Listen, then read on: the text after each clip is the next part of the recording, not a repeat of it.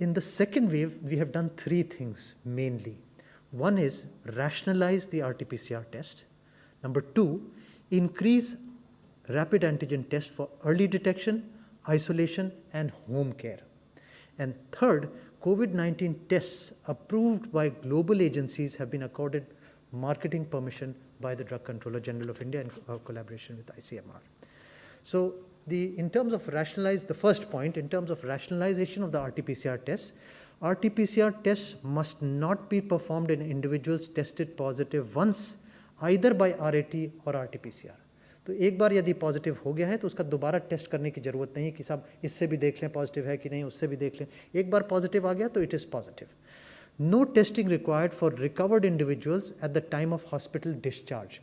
So the Ministry of Health has very clear guidelines that after 10 days or earlier, if you have been fever free for more than 5 days, there are clear cut guidelines. So you don't need to get a negative test for discharge. So remember that, because here I want to explain one point.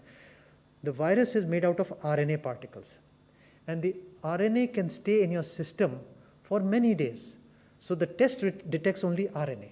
So the RNA can be positive for many days after testing, also after the symptoms have subsided, after your infectivity have also subsided, because the RNA is being detected. If you swallow the saliva, you pass it in the stool, it can also be detected in the sewage also, the RNA particles by the RT-PCR test. So the live virus is not there, but RNA particles are still there. So no testing required at the time of hospital discharge. No need for RT-PCR test in healthy individuals undertaking interstate domestic travel. Non-essential travel and interstate travel for symptomatic individuals should essentially be avoided.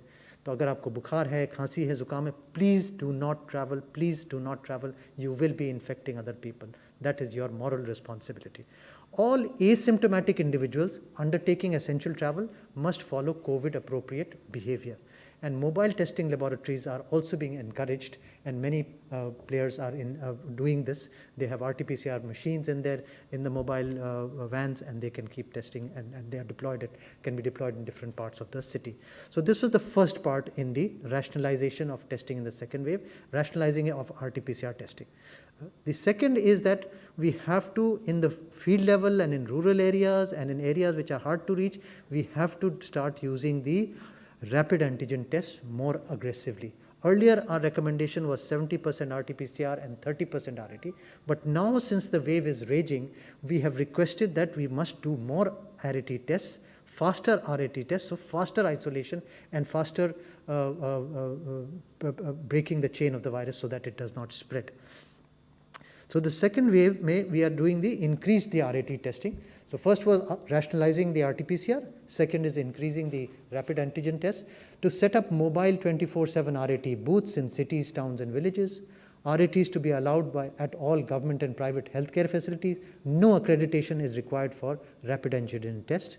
RAT booths to be set up with the community. Take the community along and set up those booths in schools, in colleges, in community centers, resident welfare associations, etc.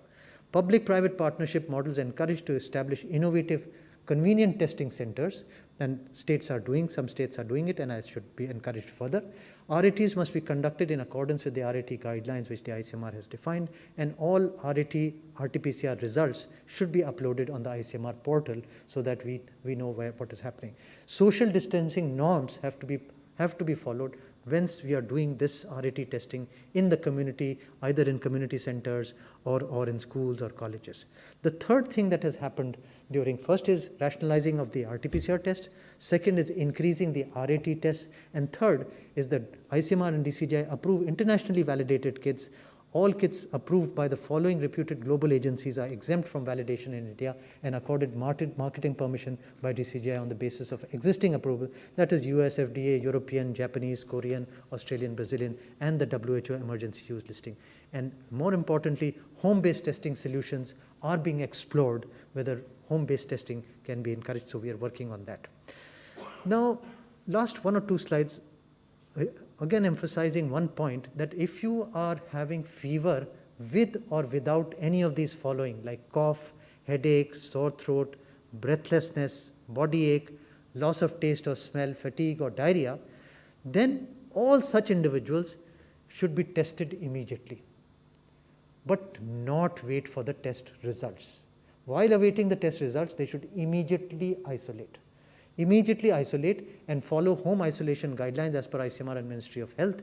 And we have a very simple infographic for home-based care for COVID-19, and that has been discussed in the previous previous meeting, where we talk about the do's and don'ts and how to monitor your temperature every 4 hourly, how to monitor your oxygen. Here one small point in terms of the oximeter, sometimes people monitor their pulse rate as the oxygen saturation. That mistake should not be committed. Pulse rate is separate, oxygen saturation is separate. So don't confuse your pulse rate with the oxygen saturation. A very small practical point. And temperature has to be measured, and the medications are clearly listed. This is available in several languages now. All the states are providing this, and this home-based care with early testing by rapid antigen tests, etc.,